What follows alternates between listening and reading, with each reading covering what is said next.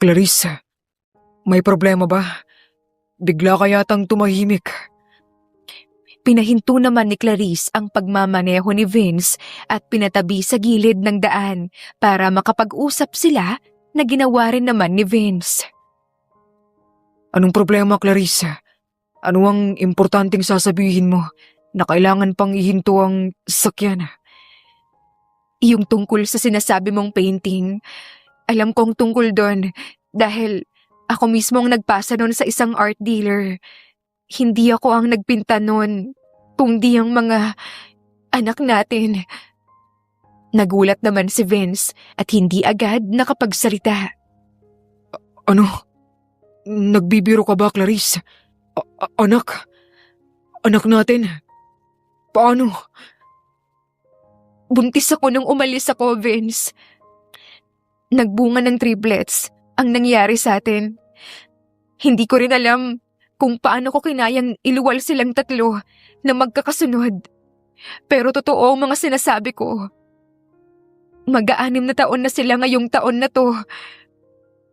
Hindi naman makapaniwala si Vince sa mga sinabi ni Clarice. Naalala niya naman agad ang 3 bata noon na nakita niya sa museum.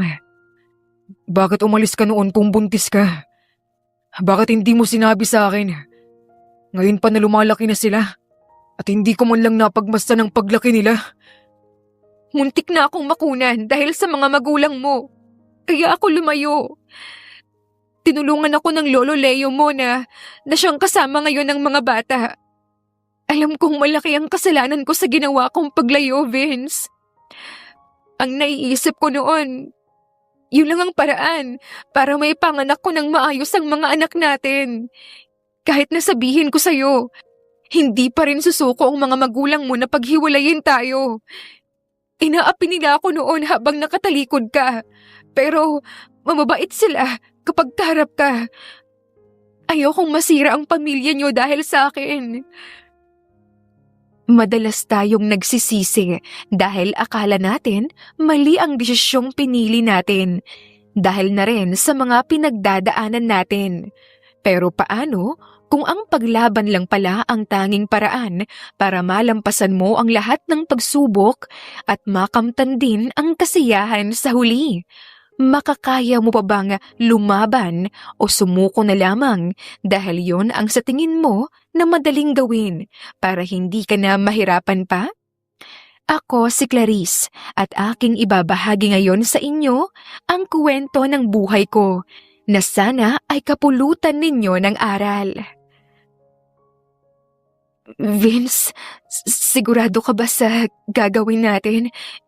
Kinakabahan ako lalo na at first time ko rin to. Kinakabahang sambit ni Clarice habang nakaupo sa kama. Kasalukuyan silang nasa kwarto ng apartment ng nobyo niyang si Vince. Madalas siyang bumibisita sa apartment nito pero iba ang araw na ito. Anniversary nila at parehong nagdesisyon na sa apartment na lamang ni Vince mag-celebrate. Pero napunta sila ngayon sa kwarto nito. Subukan lang natin. At kung ayaw mo talaga, titigil ako. Sabi naman ni Vince at nagsimula ng maghubad ng damit. Medyo nag-alinlangan pa na tumingin si Clarice pero nakita pa rin niya ang kabuuan ng katawan ng binata. Kahit napatay ang ilaw ng kwarto, nakabukas naman ang lampshade na nasa gilid ng kama, kaya't nakikita niya pa rin si Vince. Napalunok ang dalaga nang makita ang 6-pack abs ni Vince. Bumaba ang tingin niya at nagulat nang makita ang malaki nitong kahabaan. Kinakabahan talaga ako, Vince. Paano kung hindi kita mapasaya sa gagawin natin? Kasya ba sa akin yan? Tanong niya, sabay tingin sa ibabang parte ni Vince. Tumawa naman ng mahina ang binata bago lumapit kay Clarice. Sabay dahan-dahang gumapang sa kama, papalapit rito. Kinakabahan si Clarice pero hindi siya umatras hanggang sa tuluyang makalapit si Vince. Pinikit na lang niya ang mga mata hanggang sa naramdaman ang paghalik ni Vince sa kanya. Namalayan na lamang niya ang sarili na gumaganti sa halik nito hanggang sa tuluyan na nga siyang mapahiga sa kamay at tuluyan nang nahubad ang buo niyang saplot.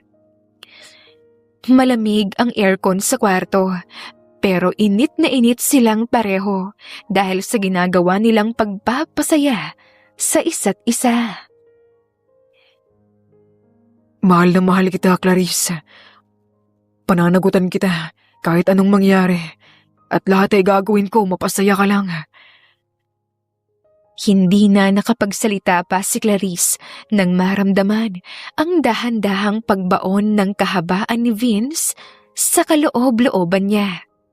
Nakaramdam siya ng sakit at hapdi, dahilan para mapakapit siya sa mga braso ng binata. Huminto si Vince. Sorry. Magsabi ka lang kung titigil ako. At titigil ako, Clarice. Ayokong mahirapan ka. Ayos lang ako. Ipagpatuloy mo lang. Medyo nahihirapan siya pero natitiis niya naman, kaya't nagsimula muling gumalaw si Vince. Dahan-dahan hanggang sa bumilis ito. Ang sakit at hapding naramdaman ni Clarice napalitan ng kiliti at sarap hanggang sa tuluyan na rin niyang nagugustuhan ang paggalaw ni Vince. Ilang sandali pa, sabay rin nilang narating ang sukdulan at nasundan pa ng ilang ulit ang nangyari sa kanila. Kinabukasan, nagpasya si Vince na ipakilala si Clarice sa mga magulang niya. Wala nang mga magulang si Clarice dahil bata pa lamang siya na ulila na siya at lumaki lamang sa poder ng tiyahin niya na inaapi pa siya kaya't naglayas siya at binuhay mag-isa ang sarili hanggang sa makatapos ng kolehiyo at magkaroon ng desenteng trabaho sa kasalukuyan. Isang manager ng restaurant ang girlfriend mo? Ano bang klaseng taste yan, Vince? Pinapahiya mo lang ang pamilya natin. Mariing sambit ni Sandra, ang mami ni Vince, matapos niyang ipakilala si Clarice bilang girlfriend niya. Disente ang trabaho niya, ma'am. At wala akong balak na ipahiya ang pamilya natin. Mabait si Clarice. Kilalanin niyo muna siya bago niyo husgahan. Si Clarice naman nanatiling tahimik. Medyo nasasaktan siya sa sinasabi ng magulang ni Vince. Pero pinanatili pa rin niya ang kalmadong ekspresyon sa mukha niya. Mataas ang expectations ko sa'yo, Vince. Sa tingin mo, hindi mapapahiya ang pamilya natin? Isa kang tagapagmana ng malaking kumpanya ng pamilya natin na pinaghirapan pa ng lolo mo.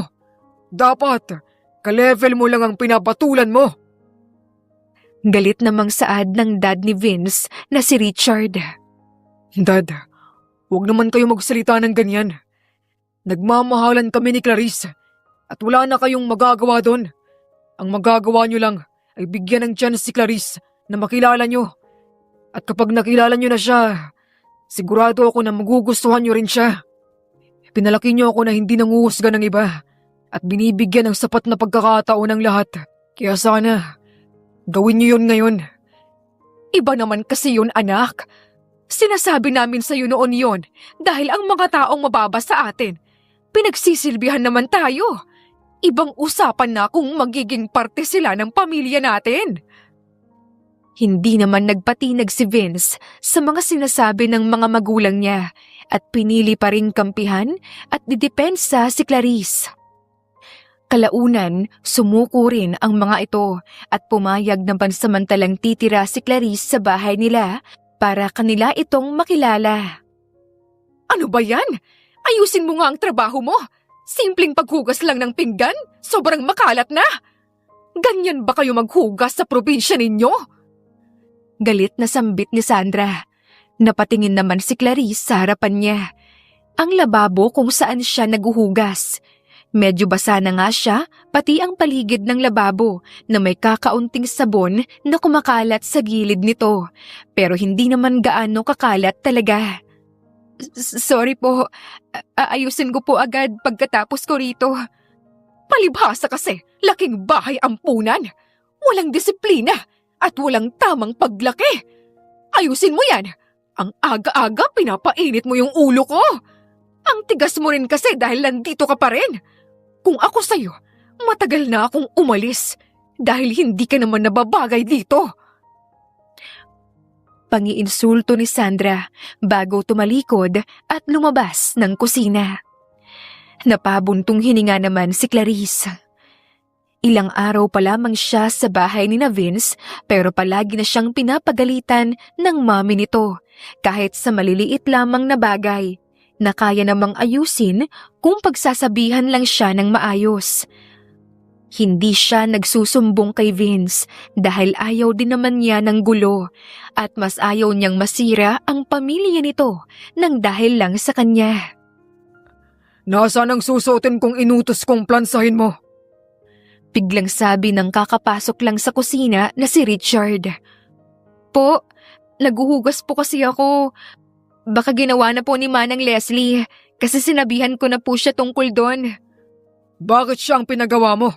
Ang dami pa niyang gagawin dito sa bahay. Anong silbi mo kung siya ang pakikilusin mo palagi?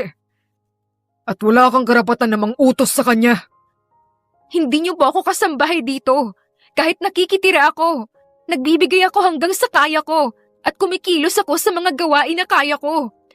May trabaho rin po ako at mga magulang kayo ng boyfriend ko, hindi amo ko.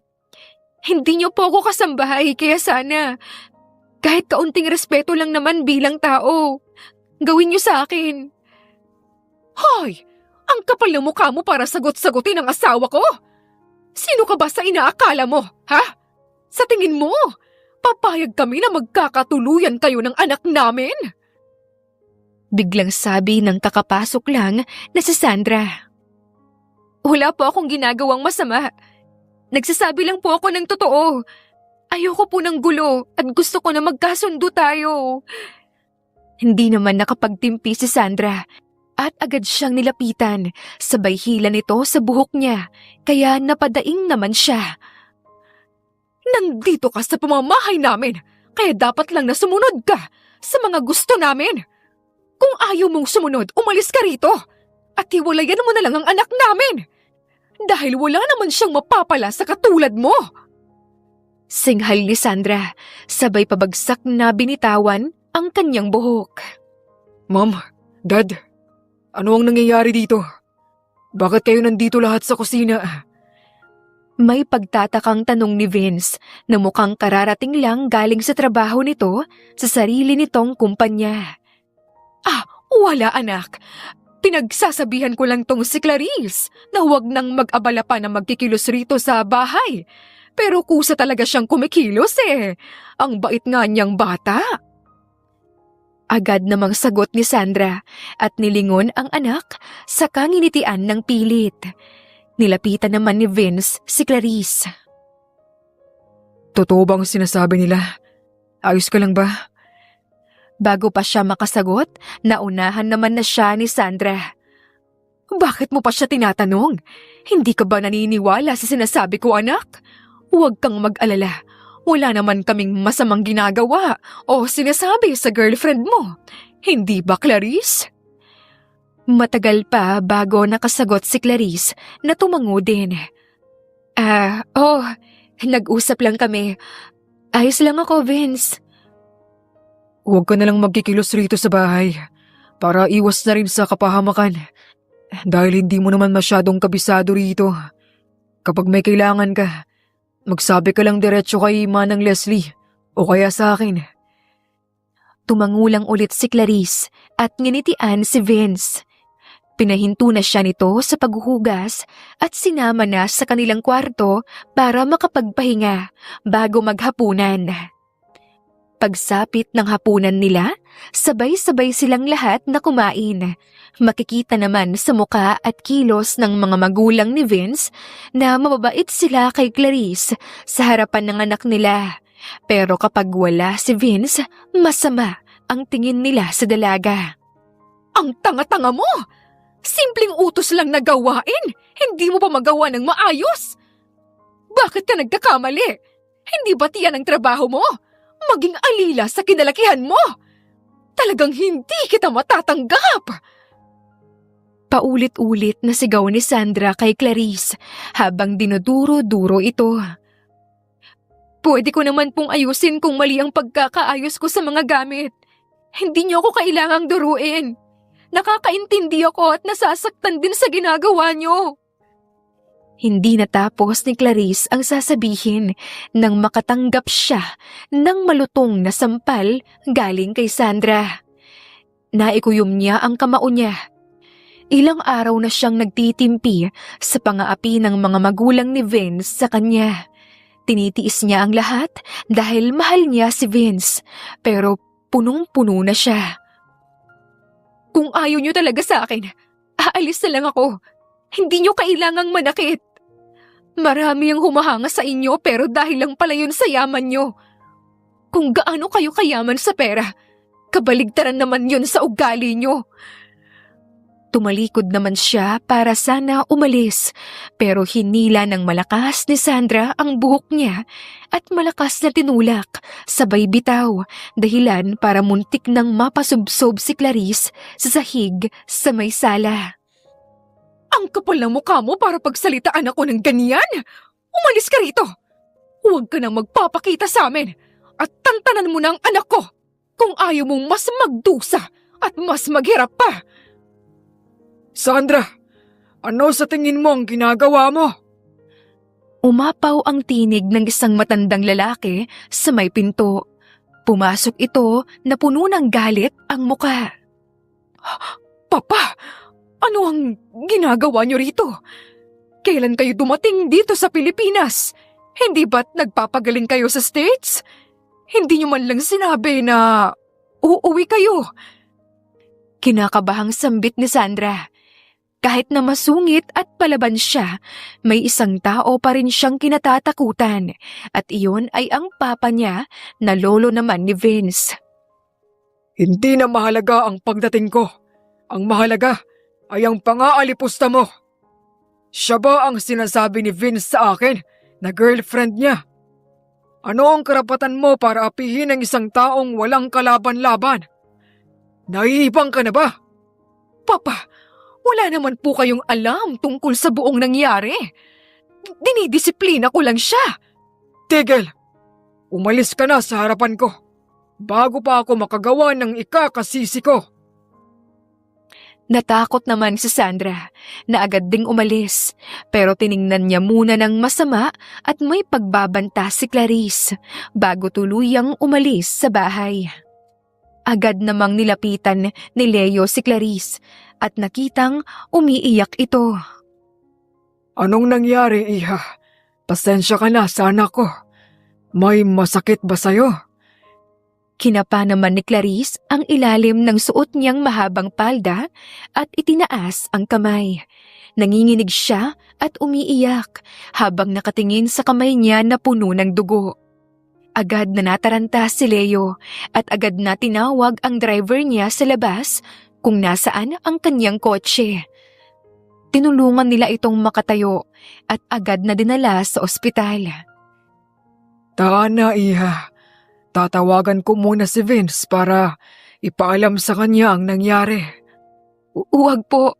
Saka na lang niyo po siya tawagan. Ayokong makadagdag sa problema niya sa opisina. Ako na lang po ang bahalang makipag-usap sa kanya. Salamat po sa kabaitan ninyo. Pasensya ka na talaga sa nangyari, iha. Ano man ang maging resulta ng sitwasyon mo ngayon, hindi kita pababayaan. Mahal ka ni Vince at gustong maging kapamilya kaya nakasuporta ako sa inyo. Hayaan mo, kakausapin ko ang anak ko. Pwede mong sabihin sa akin lahat ng nangyari para may alam ako kahit papano at mas madepensahan pa kita. Nagdadalawang isip man si Clarice pero kalaunan sinabi rin niya ang lahat kay Leo. Nakikita niya kasing totoo ang pagpapahalaga nito sa kanya at mukhang nagmana si Vince sa lolo niya. Magaan din ang pakiramdam niya sa matanda, kaya't namalaya na lamang niya ang sarili na sinasabi na lahat rito. Pagkatapos niyang magsabi, pumasok naman ang doktor sa kwarto niya sa ospital. Good news! Walang miscarriage na nangyari. Mahigpit ang kapit ng mga sanggol sa sinapupunan mo, pero kailangan mo nang mag-ingat mula ngayon. Lalo na at hindi lang isa ang ipinagbubuntis mo. Hindi naman umimik si Clarice. Wala siyang masabi dahil ang importante lamang sa kanya ay ang malamang ligtas ang dinadala niya. Hindi pa alam ni Vince ang tungkol sa pagbubuntis niya na sasabihin niya sana rito mamayang gabi. Si Leo na ang nakipag-usap sa doktor hanggang sa umalis na rin ito at muling binalik ang atensyon kay Clarice. Ang mabuti pa, lumayo ka na muna, iha. Sa ngayon, mas mahalaga ang mga sanggol sa sinapupunan mo. Masayang-masaya ako dahil buntis ka at ang apo kong si Vince ang ama, kaya hindi kita pababayaan. Hayaan mong tulungan kita at ang mga apo ko sa tuhod. Lumayo ka muna hanggang sa mga anak ka. Maaari kang magpaalam kay Vince pero hindi niya dapat malaman kung saan ka pupunta. At baka sundan ka ng mga magulang niya na mas magdadala ng kapahamakan sa'yo. Kahit anak ko ang umaapi sa'yo, kailanman hindi ko kakampihan ang mali. Pero baka hindi po ako mapatawad ni Vince. Baka mawala ang pagmamahal niya sa akin kung bigla akong aalis. Aalis ka lang, pero hindi naman ibig sabihin nun na hindi ka na babalik.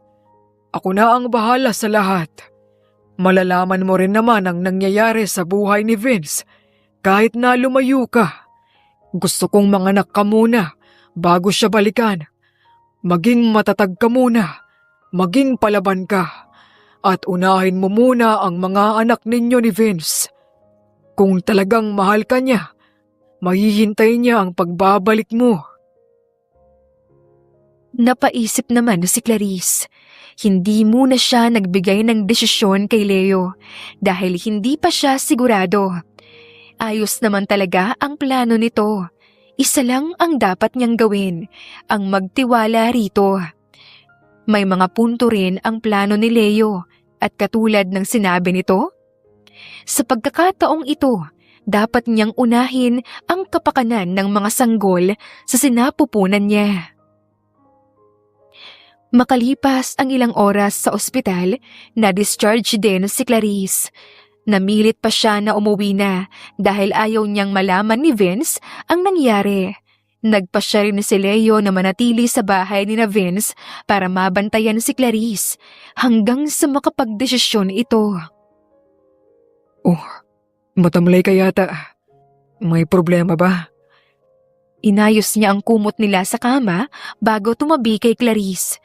Magkatabi na silang matulog dahil ayaw ni Clarice na matulog mag-isa sa ibang silid. Natatakot kasi siya na baka bigla itong buksan ng mga magulang ni Vince at kung anong gawin sa kanya. Kung ano-ano na lamang ang naiisip niya at sana parte lamang ito ng pagbubuntis niya dahil ayaw naman niyang matroma sa mga magulang ni Vince. Ayos lang, pagod lang siguro sa trabaho. Pumapasok pa rin kasi siya sa trabaho niya bilang manager. Iniisip ko lang, mahal mo naman ako, di ba? Hanggang saan ba ang pagmamahal mo sa akin, Vince? Sukat bang tinatanong mo? Heist, parang hindi naman nasusukat ang pagmamahal eh. Basta mahal na mahal kita. Lahat ay kaya kong gawin at tiisin. Dahil mahal kita. Bakit mo naman naitanong yan? Wala. Pumasok lang sa isip ko. Bulong niya sabay yakap kay Vince na niyakap din naman siya pabalik.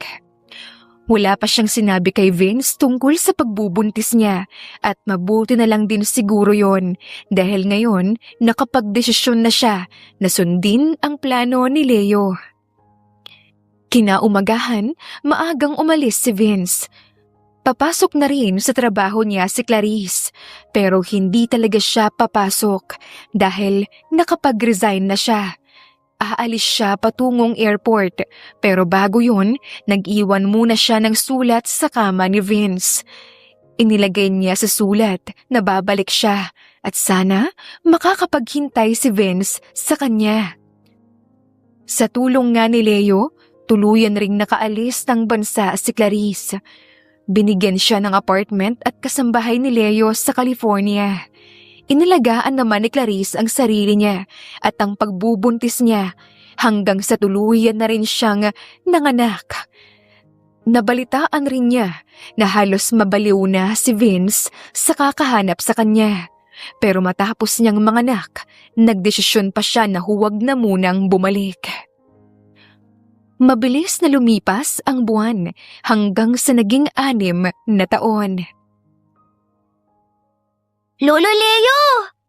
Sabay na sambit ng triplets nang pumasok sa apartment nila si Leo. Mga apo, may dala akong mga laruan para sa inyo. Tig-iisa kayo niyan kaya huwag kayong mag-aaway ha. Namiss ko kayo. Halos 1 taon ko rin kayong hindi nakita. Tuwang-tuwa naman ang triplets. Salamat po sa pasalubong, Lolo! May ngiting saad ni Aaron, ang panganay sa triplets. May pagkain din po ba dito, Lolo? Tanong naman ni Aiden na siyang gitna sa 3. Buksan mo para malaman natin. Sabi naman ng bunsong si Adrian. Oo nga, buksan ninyo para malaman ninyo. Oh, nasaan ang mami nyo? Kakausapin ko siya. Tinuro naman ng triplets ang kusina na agad na tinungo ni Leo. Nadatnan niya naman si Clarice na nagluluto ng tanghalian dahil tanghalian na rin kasi. Halos 1 taon rin niyang hindi nakita ang mag-iina dahil hindi naman siya madalas sa California. Kahit matanda na, ay may inaasikaso pa rin siyang kumpanya sa States na balak niyang ipamana sa triplets. Kumusta na, Clarice? Handa ka na bang bumalik? Mamaya na ang alis natin, pabalik sa Pilipinas. Pero mukhang kalmado ka lang. Nilingon naman siya ni Clarice at nginitian siya. Bakit naman po ako kakabahan, Lolo? Ayos na ayos po kami ng mga bata. Kayo po, kumusta ang biyahe niyo? Mabuti na lang at marami-rami tong nailuto ko. Sabay na po tayong kumain lahat. Tumango naman si Leo at nag-usap pa sila. Pinakinggan ni Leo ang mga plano ni Clarice sa pagbalik nito at nakasuporta siya sa gusto nitong gawin. Wala nang ibang hiling pa si Leo kundi ang mabuo ang pamilya ni Clarice at Vince kasama ang triplets. Nakikita rin ni Leo kay Clarice na kahit lumipas na ang ilang taon, mahal pa rin nito si Vince. Kampante rin siya na maiintindihan lahat ni Vince ng plinano niya noon na palayuin muna ang dalaga. Kahit na magalit man ito sa kanya, ayos lang din dahil lumaki namang mababait, masisigla at puno ng pagmamahal ang triplets. Sabay-sabay rin silang nagtanghalian lahat. Nakapag-impake na rin si Clarice ng mga gamit nila. At pagkatapos kumain, dumiretso na rin sila sa airport. Mr. Vince Alvarez, masaya kaming mapuntahan ng isang kagaya nyo. Marami kaming bagong paintings sa loob ng art museum na siguradong magugustuhan ninyo. Masayang bati ng isang professional art handler sa may pinto bago makapasok si Vince. Nitong mga nakaraang buwan, bumalik ang hilig ni Vince sa pagpinta noong bata pa siya at nahihilig na rin siyang mangolekta ng paintings at aliwin ang sarili sa pagtitingin-tingin sa paintings sa mga art museum. Interesado kasi siya sa mga paintings na may mga malalalim na kahulugan. Para sa kanya ay may mga bagay na nakikita ng isang tao na may isang kahulugan lamang. Pero ang totoo, marami pala talaga itong interpretasyon. Sige, bibili ako kapag may nagustuhan ako. Tanging sabi niya naman at pumasok na rin sa loob ng art museum. Nagsimulang magtingin-tingin si Vince sa mga paintings na nakadikit sa pader.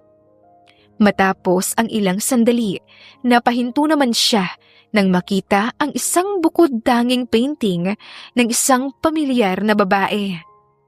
Ilang minuto niya itong tinitigan at talagang sigurado siya sa guhit na nakikita niya. Kamukhang-kamukha ng babaeng nasa painting ang babaeng matagal na niyang hinahanap na si Clarice. Bigla namang nagulat si Vince nang biglang may kumalabit sa kanya, kaya agad siyang napatingin sa tabi niya. Nakita niya naman ang tatlong mga bata na magkakasing tangkad at magkakamukha rin. Kanina pa kayo nakatingin sa painting ng mami namin. Nagagandahan ba kayo sa kanya? Gusto niyo po siya agad ba? Tanong ng isa sa mga triplets. Mami niyo ang nasa painting? Sigurado kayo?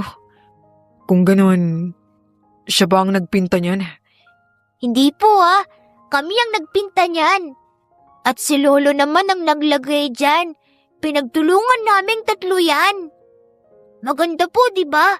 Naayos namin ang mukha ni Mami. Matagal namin yan ginawa ng maayos. Hindi naman sigurado si Vince kung paniniwalaan ba niya ang sinasabi ng triplets. Aaron, Aiden, Adrian, halina kayo!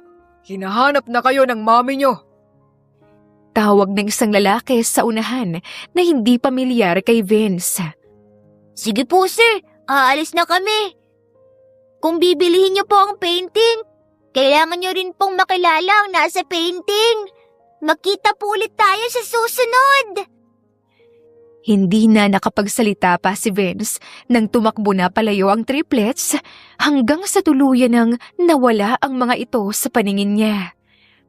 Binalik niya ang atensyon sa painting at agad na nagdesisyon na bibilhin iyon. Napakadetalye kasi ng pagkakapinta at hindi talaga siya naniniwala na ang triplets ang nagpinta nito. Kailangan niyang malaman kung sino ang nagpinta ng painting. Gusto niya itong makilala at makausap dahil baka may alam ito tungkol kay Clarice.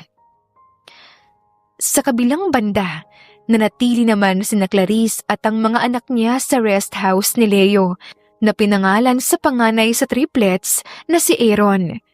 May ibang rest house pa ito na pinangalan naman sa dalawa pang mga bata.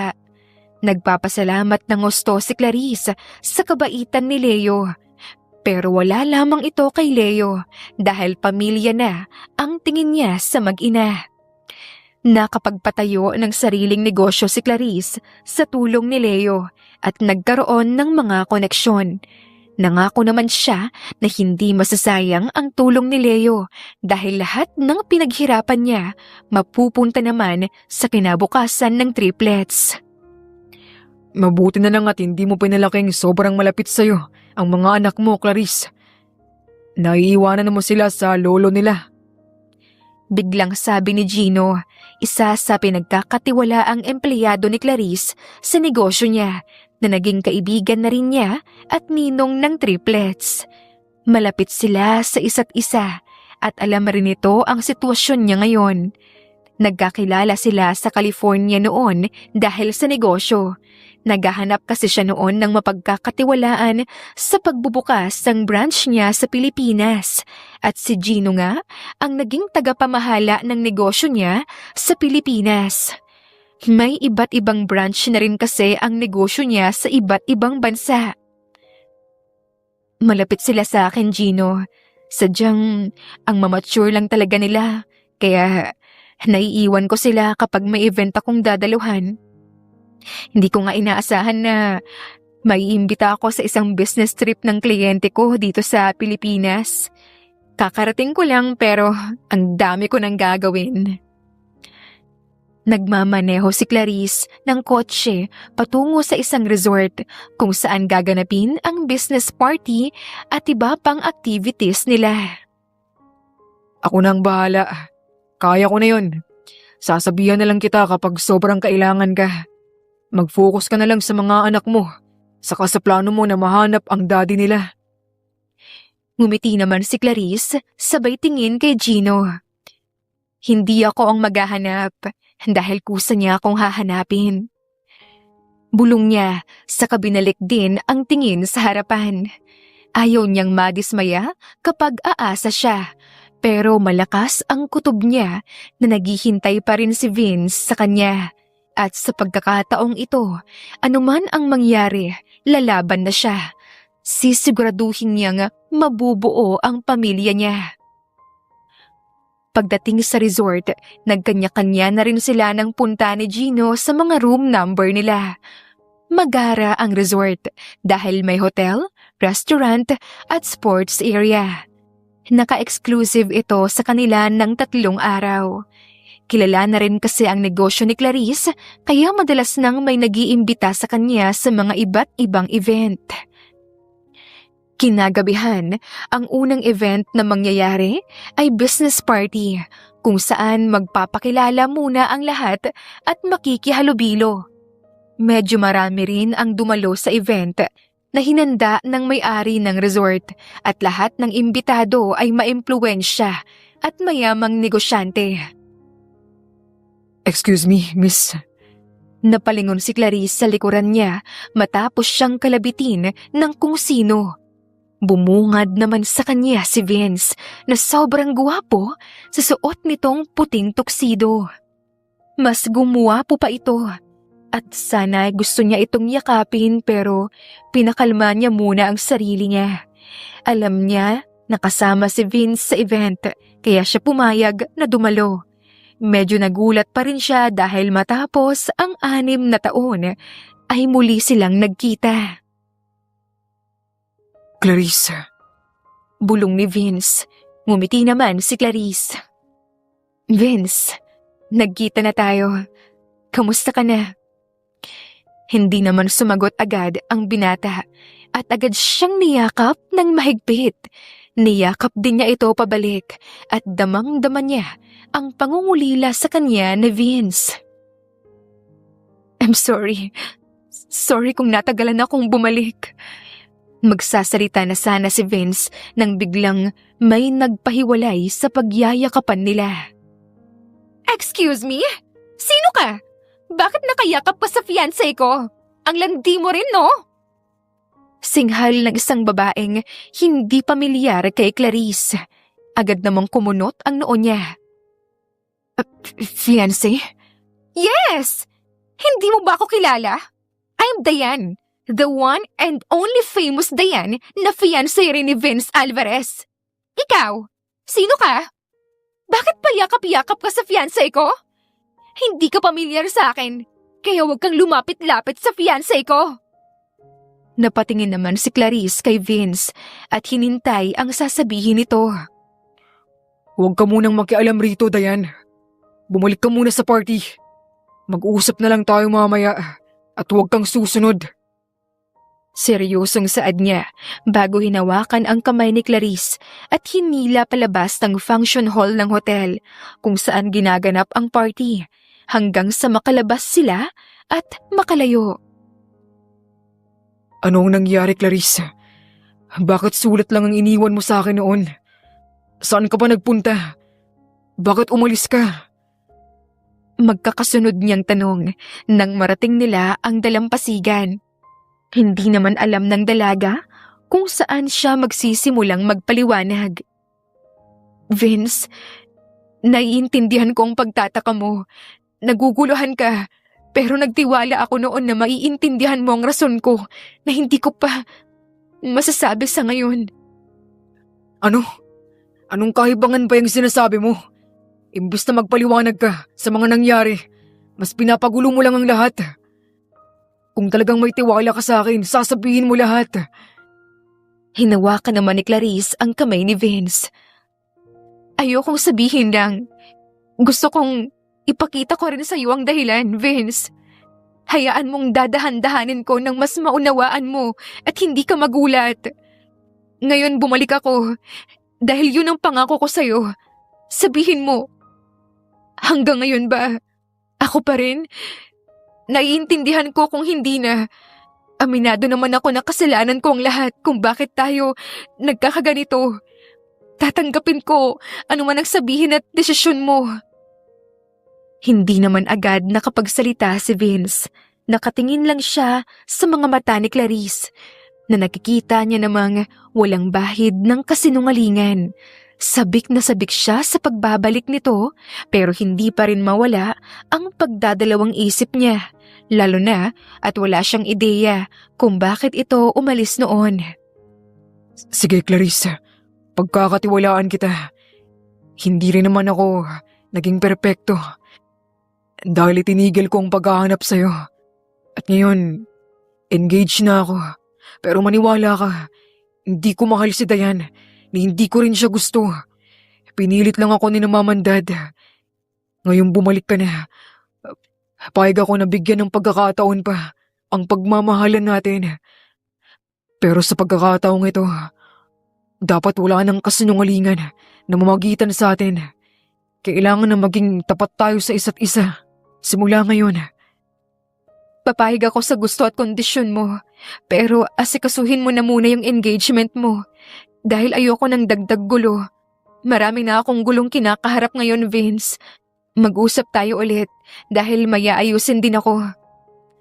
Aasikasuhin niya pa ang tungkol sa mga anak niya dahil karapatan ni Vince na makilala ang mga ito at kailangan niya ng tamang tiyempo para mapakilala ang mag-aama sa isa't isa. Pumayag naman si Vince at nagpa siyang bumalik sa party pero hindi na bumalik si Clarice. Nagbigay na lang siya ng sapat na rason para hindi makabalik dahil iniiwasan rin niya si Dayan. Pero naging malabo ang balak niyang iyon kinabukasan. Sino pa dito ang marunong maglaro? Paulit-ulit na lang kalaban ko eh. Wala bang iba dyan? Sigaw ni Dayan sa badminton court kung saan sila nagsasama-samang lahat. Sa kabilang side ng court at tennis sport kung nasaan ang mga lalaki na naglalaro habang sa side nila puro babae. May mga upuan naman para sa mga nanunood lang. Ikaw, Miss Lopez, hindi ka ba talaga marunong? Subukan mo lang kahit isang round lang ng laro. Bagong-bago ka lang pero ayaw mong makisama. Huwag ganyan. Akala ni Clarice, kakalimutan na ni Dayan ang nangyari kagabi. Pero mali siya dahil kanina pa siya nito pinaparinggan. Sinasaway naman ito ni Vince pero kakaiba talaga ang ugali ng dalaga. Tumayo si Clarice mula sa pagkakaupo at saka naglakad palapit sa court. Nakasuot pa siya ng jeans at crop top shirt dahil wala naman siyang balak na maglaro sana. Pero may nangahamon kasi at gusto niya ring pagbigyan si Dayan. Marunong siyang maglaro ng badminton dahil magaling siya noong nag-aaral pa lamang siya sa kolehiyo. Matagal na siyang hindi nakakapaglaro kaya gusto rin niyang subukan ang abilidad niyang iyon. Miss Lopez, magpalit ka muna ng sapatos. Naka-heels ka. Baka matumba ka niyan at makadisgrasya pa. Sigaw ng isa sa mga nanonood. Ayos lang, saglit lang naman. Huhubarin ko kapag hindi ko talaga kaya. Sabi naman ni Clarice at kumuha rin ng racket. Pumuwesto siya bilang kalaban ni Dayan.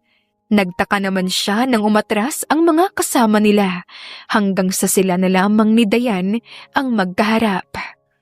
Pakiramdam niya hindi patas ang labanan. Pero susuko rin siya kapag nahirapan siya dahil wala naman sa kanya ang magpa-impress sa nakakarami. Matalo man, kaya niyang tanggapin iyon. Hindi nagtagal, nagsimula na rin ang laro. Ang laro ng mga lalaki sa kabilang side ay nahinto naman dahil nanonood din ang mga ito sa one-on-one match nila. Ilang paghagis pa lang ang nagawa nila, kitang-kita na sa mukha ni Diane na hindi siya natutuwa dahil nalalamangan na siya ni Clarice. Marunong ka palang maglaro ng badminton? Hindi halata na mahilig ka sa sport. Mukha ka kasing galing lang sa gilid ng kalsada. Marunong lang ako. At kahit pagaling pa ako sa kalsada, ayos lang. Dahil nalalamangan naman kita. Kahit ikaw itong mas angat sa atin. Nagtawanan ang ibang manonood, dahilan para mas mainis si Diane. Nangunguna na ang score ni Clarice sa kanya hanggang sa biglang binitawan ni Diane ang racket niya. Hindi agad nakaiwas si Clarice kaya't natamaan siya ng racket sa ulo at nahinto ang laro. Agad naman siyang nilapitan ni Vince. Ayos ka lang ba, Clarice? Dumudugo yung ulo mo. Akmang bubuhati na sana niya si Clarice para dalhin sa maliit na klinik sa may hotel nang pigilan naman siya ni Diane. Ano sa tingin mo ang ginagawa mo, Vince? Nakikipaglandian ka talaga sa babaeng yan? Sa harap ng maraming tao? Anong pinagsasabi mo, Diane? Pinag-usapan na natin to. At kailangan ng tulong ni Clarice. Hindi ako nakikipaglandian. Bago pa lumala ang sigawan nilang dalawa, bigla namang may bumuhat na kay Clarice, si Gino. Diretso itong naglakad palabas ng court at agad na dinala si Clarice sa klinik. Hindi naman nakasunod si Vince na mukhang kinausap pa si Diane. May iba ring sumama kay Clarice sa klinik na naging kaibigan na rin niya, pero iniwan din siya para makapagpahinga. Naiwan naman si Gino sa kanyang tabi. Ayos ka lang ba, Clarice? Ayos lang ba sa'yo ang mga nangyari ngayon? Bakit hindi mo nalang kasabihin kay Vince ang tungkol sa triplets? Bakit ba pinapatagal mo pa? May tamang pagkakataon para sa lahat. Gusto ko munang lumaban ngayon gamit ang sarili kong lakas. Ayoko munang idamay ang mga bata. Aayusin ko muna ang tungkol sa amin ni Vince before ko isali ang mga anak namin. At sang-ayon naman si Lolo Leo sa plano ko. Ang mabuti pa, ako na lang magpapatuloy ng business trip na to. Umuwi ka na lang dahil hanggat kasama natin si Diane. Baka palagi ka na lang mapahamak. Kitang-kita ko pa naman ang kamalditahan nun at pagiging palaaway. Napaisip naman si Clarice at kalaunan pumayag din sa sinabi ni Gino. Inayos niya rin ang lahat bago umuwi at hindi na nagpaalam sa ibang kasamahan dahil mahihirapan lang siyang makaalis. Itinuon na lang muna ang atensyon niya sa triplets. Hanggang sa ilang araw ang lumipas, nakatanggap siya ng tawag mula kay Vince. Ha! Clarice! Bumalik ka na! Ano ang ginagawa mo dito? Gulat na tanong ni Manang Leslie nang mabuksan nito ang gate ng bahay ni Vince. Ngumiti naman si Clarice. Magandang umaga po, Manang. Nariyan po ba si Vince? Pinapapunta niya po kasi ako rito dahil may importante kaming pag-uusapan. Pasensya na po kung ngayon lang po ulit ako nagpakita. Ayos lang, Iha. Oo, nandito nga sila. Pasok ka na. Ano ba ang nangyari sa iyo at bigla ka na lang nawala? Nag-alala rin ako sa iyong bata ka. Pinagbuksan siya ni Manang Leslie ng gate at agad na pinapasok sa loob. Marami pa itong tanong na hindi naman sinagot ni Clarice at sinabi na lang na pribado ang mga nangyari. Ang mahalaga, muli silang nagkita at parehong nasa maayos na sitwasyon. At ano ang nagbigay sa'yo ng lakas ng loob para bumalik dito sa pamamahay namin?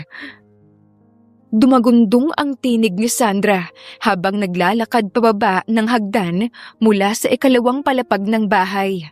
Gulat siya at galit ang muka nang makita si Clarice. Nandito po ako para kausapin si Vince. Pinapapunta niya po ako dito. Ang kapal ng mukha mo para magpakita pa. Umalis ka na noon, kaya bakit ka pa bumalik? Sinira mo ang engagement ng anak ko. Pasensya na po sa pag-alis ko noon. Ngayon bumalik ako dahil mahal ko pa rin si Vince. At mukhang magiging manugang niyo rin ako dahil sira na pala ang engagement ni Vince. Mabuti at naayos niya kaagad. Ano? Manugang? Kailanman hindi kita tatanggapin na manugang. Tama na, ma'am. Sumulpot naman si Vince na galing sa may kusina. Kakatapos lang nitong mag-agahan nang makarinig ng mga boses sa sala, kaya lumabas siya sa kusina. Hindi niya alam na dumating na si Clarice. Tigilan niyo ng pagrereklamo niyo tungkol kay Clarice.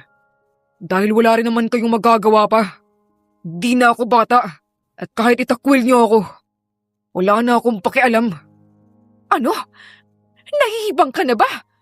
Mawawala sa'yo ang lahat kapag pinili mo yung babaeng yan. Ayos na ang setup niyo ni Dayan. Kayo dapat ang magkatuluyan. Siya dapat ang piliin mo, hindi ang babaeng yan. Hinawakan naman ni Vince ng mahigpit ang kamay ni Clarice. Ang engagement namin ni Dayan, kinansel ko na. Dahil hindi ko naman siya gusto.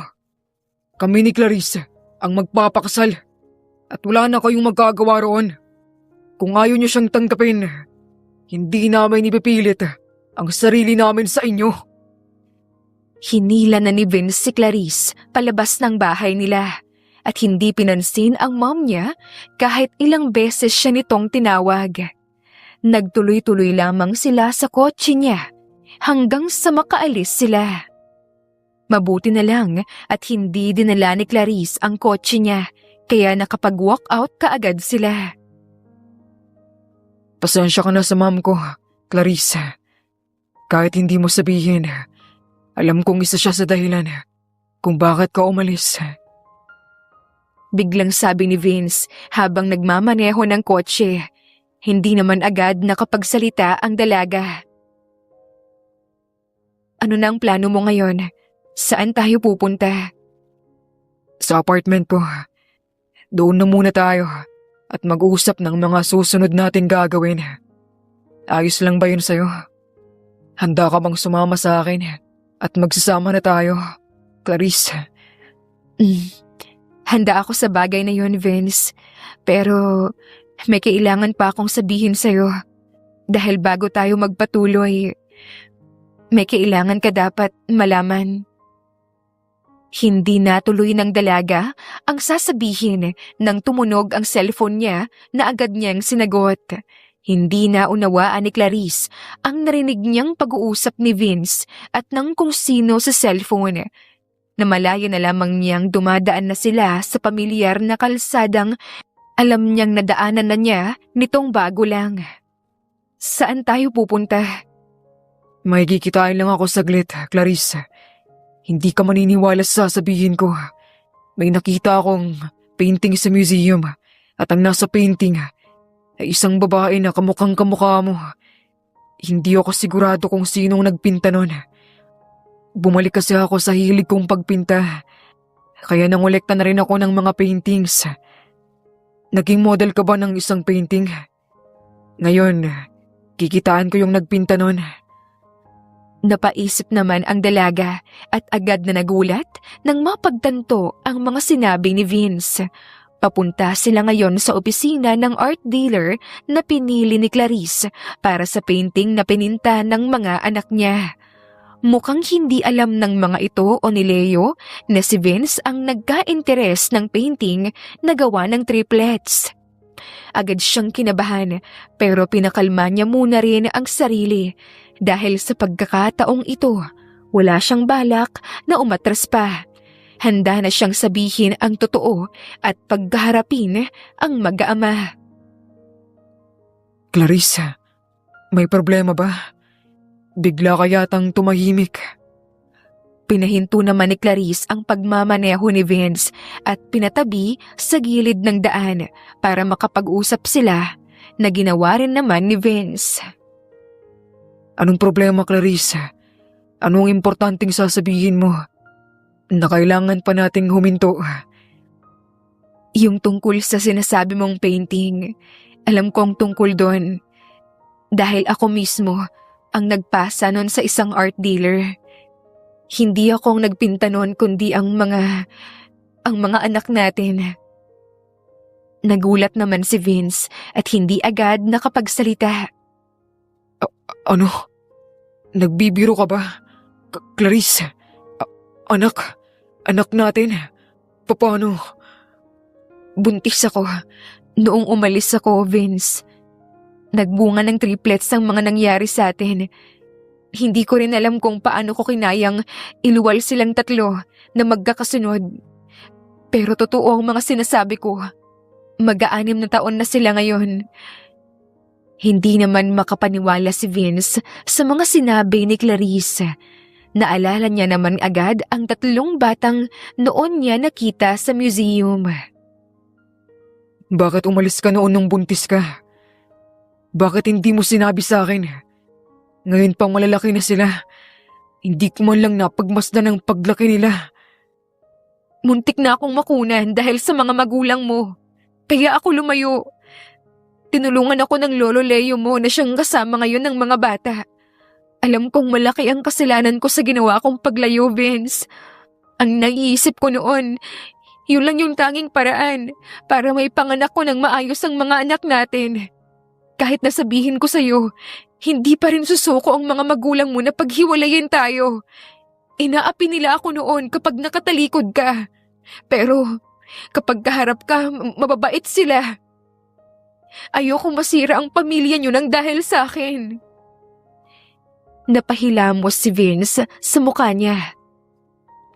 Kahit anong mangyari, kung alam kong buntis ka, pananagutan kita, Clarice.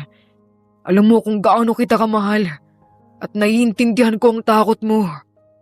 Kahit magalit ako ngayon, ano pang silbi nun kung nangyari na ang mga nangyari? Pinakalma ni Vince ang sarili habang si Clarice ay tahimik lang dahil wala siyang masabi. Ilang sandali lang naikalma na rin ni Vince ang sarili niya at nagdesisyon na magpatuloy sila sa biyahe para makilala niya na ang kanilang mga anak. Tinawagan rin ni Clarice si Leo at nakumpirma na nasa opisina nga ito ng art dealer. Pinaliwanag niya naman kay Leo ang sitwasyon at naintindihan naman agad nito ang nangyayari. Mommy! Sabay na sambit ng triplets nang makita si Clarice at sinalubong ito ng yakap na sinalubong din naman pabalik ni Clarice ng yakap. Teka, ikaw po ba yung bibili ng painting? Ikaw yung sa museum, di ba? Siya nga yun, kuya. Mukhang nagandahan nga siya kay Mommy. Magkakilala po ba kayo ni Mommy? Hindi naman maalis ni Vince ang tingin niya sa triplets. Umupo siya para mapantayan ang tangkad ng mga ito. Mga anak, di ba gusto ninyong makilala ang daddy nyo? Siya si Vince Alvarez, ang apo ng lolo Leo nyo, na siyang daddy nyo rin. Pasensya na kung ngayon ko lang siya na ipakilala dahil hindi kasi naging maayos ang simula namin. Vince, ito naman si Aaron, ang panganay. Si Aiden ang sumunod at ang bunso sa triplets, si Adrian. Hindi na nagsalita pa ang triplets at agad nang niyakap si Vince. Tuwang-tuwa ang mga ito nang makilala na sa wakas ang daddy nila. At ganoon din naman si Vince na biglang naglaho ang galit at init na nararamdaman niya. Napagkasunduan nila na hindi na ibebenta ang painting at binigyan na lang ng komisyon ang art dealer. Pagkatapos mag-usap-usap, tumungo na rin sila sa rest house ni Leo kung saan nananatili sina Clarice at ang triplets. Nakita naman ni Clarice ang agad na pagkakasundo ng mag-aama, kaya gumaan din kahit papano ang puso niya. Sumapit din ang gabi at nagdesisyon si Vince na manatili muna dahil wala rin naman siyang balak na mahiwalay pa sa triplets. Good night, Mommy, Daddy! Sabay sambit ng triplets na nasa iisang kwarto lang pero magkaiba ng kama. Good night mga anak. Good night mga anak. Sabay na sambit naman ng kanilang mga magulang. Pagising po namin, nandito pa rin po kayo, Daddy, di ba? Kapag po umalis kayo, talagang magtatampo kami. Huwag na po kayong maghiwalay para kumpleto po tayo at palaging masaya. Huwag kayong mag-alala mga anak. Hindi ako mawawala. Simula ngayon, palagi niyo na akong makakasama. Matulog na kayo mga anak. Bukas na ulit. May ngiti namang sambit ni Clarice sa kahinalikan na isa-isa ang mga anak sa noo ng mga ito. Pinatay na rin ni Clarice ang ilaw sa kwarto at sabay na silang lumabas ni Vince. Bumaba si Clarice mula sa ikalawang palapag kung nasaan ang mga kwarto patungo sa kusina at naramdaman ang pagsunod ni Vince. Humihingi ako ng tawad sa mga nagawa ko noon. Patawad kung ako ang dahilan kung bakit hindi mo sila nakitang lumaki. Ginawa ko ang lahat ng tama na hindi iniisip ang mararamdaman mo dahil kampante ako na mauunawaan mo ko. Dalawa sana tayong lumaban noon pero ayoko kasing masali ka pa. Lalo na at ang nilalabanan ko noon ay ang mga magulang mo na ngayon ay patuloy pa rin. Sinisira nila ang naitayo kong negosyo ngayon at hindi ko maipapangako na kaya ko muli silang layuan ngayon. Hindi ko alam kung ano ang sasabihin. Pero alam ko rin na may kasalanan ako. Sinabi na rin ni Lolo Leo sa akin lahat at humihingi rin ako ng tawad kung di ko agad napansin ang ginagawa ni Mom and Dad sa'yo. Huwag kang mag-alala, Clarice.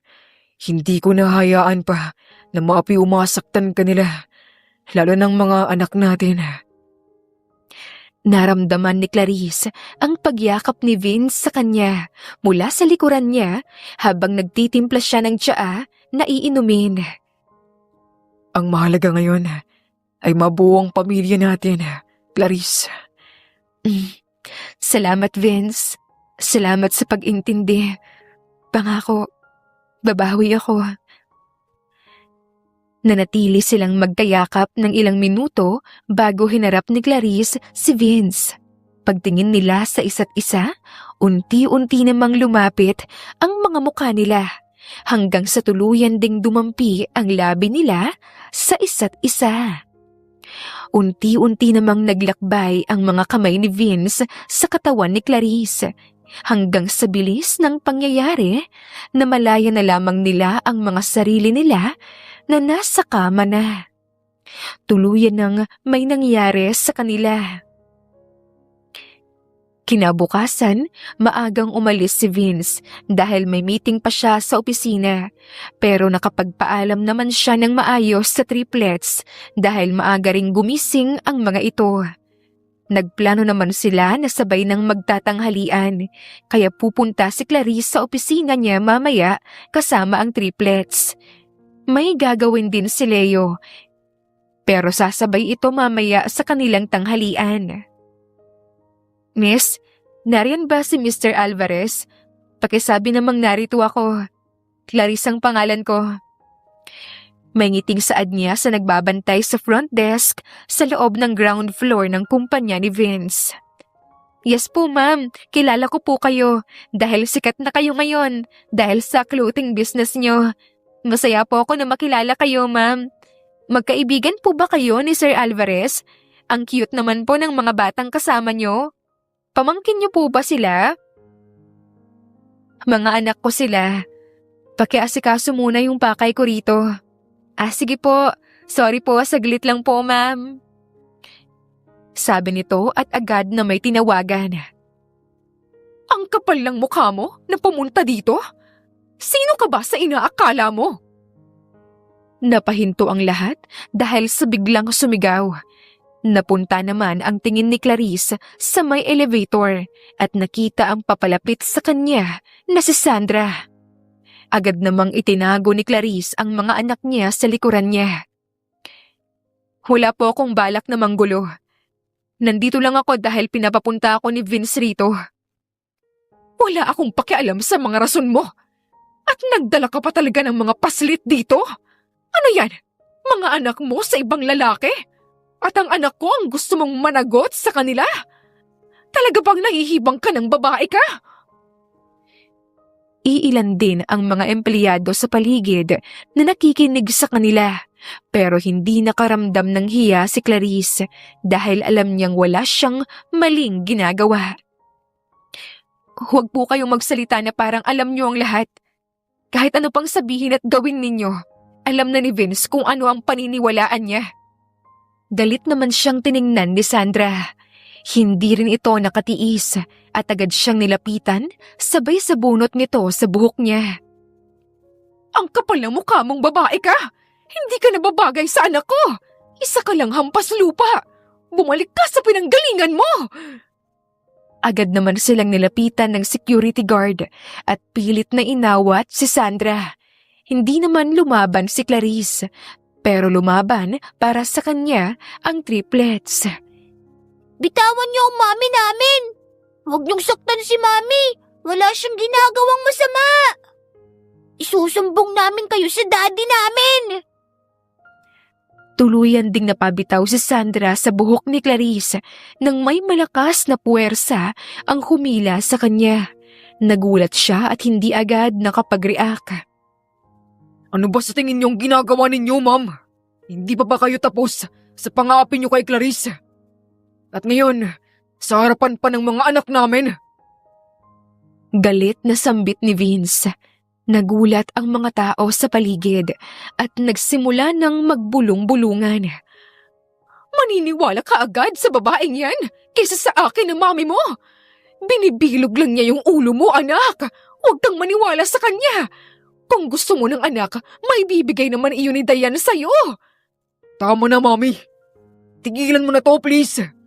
Kung ayaw mo kay Clarice at sa mga anak ko, huwag mo na silang lapitan.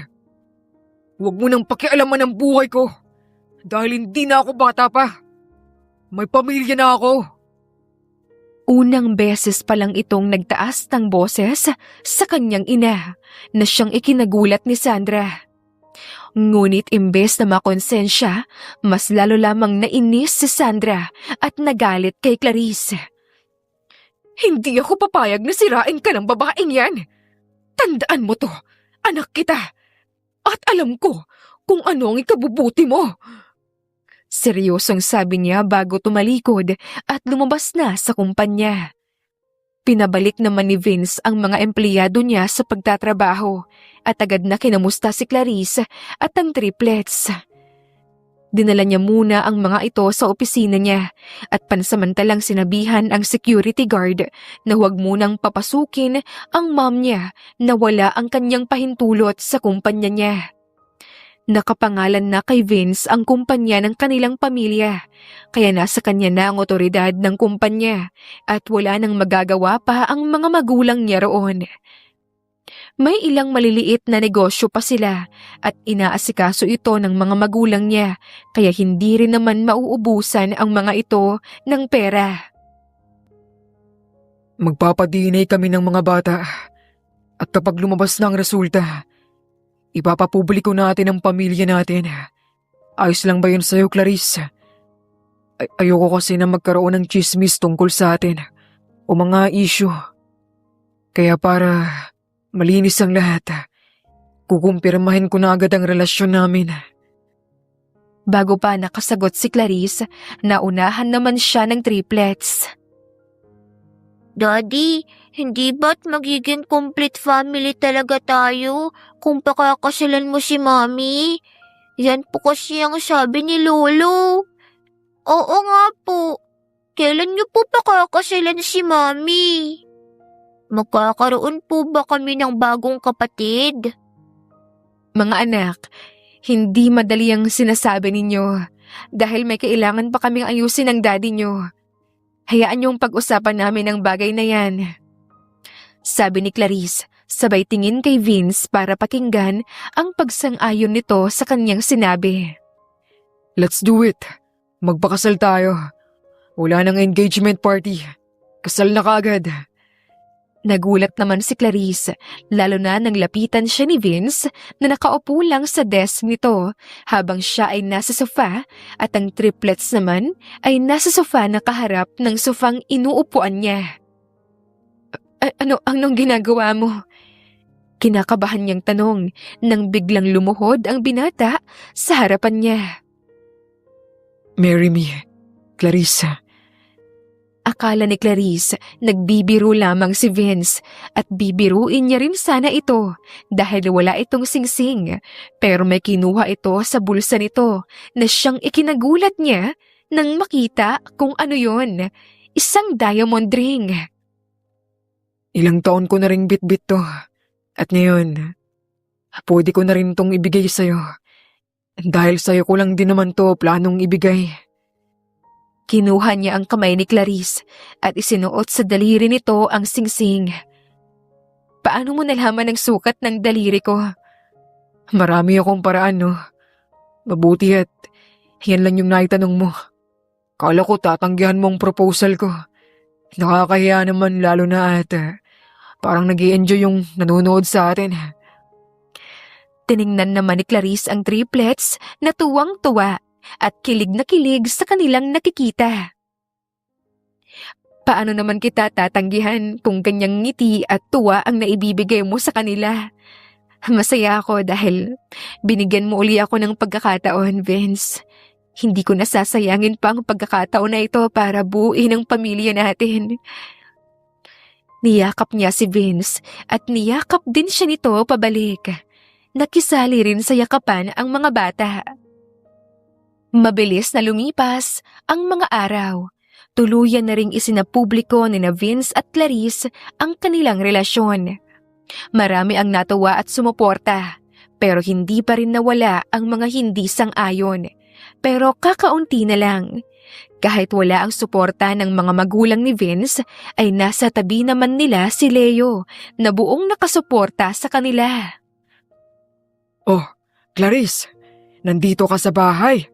Nasaan sina Vince at ang mga bata? Bakit ang tahimik yata? Tanong ni Leo nang madatnan si Clarice sa kusina. May pinabili lang po ako saglit, Lolo. Nagluluto po kasi ako ng hapunan natin. Pauwi na rin siguro yung mga yon. Magsasalita pa sana si Leo nang biglang tumunog ang cellphone ni Clarice mula sa kanyang bulsa. Tinigil niya ang pagluluto at kinuha sa bulsa ang cellphone saka sinagot ang tawag galing kay Vince. Hello, pasensya na po pero kayo ang nasa emergency contact ng may-ari ng cellphone.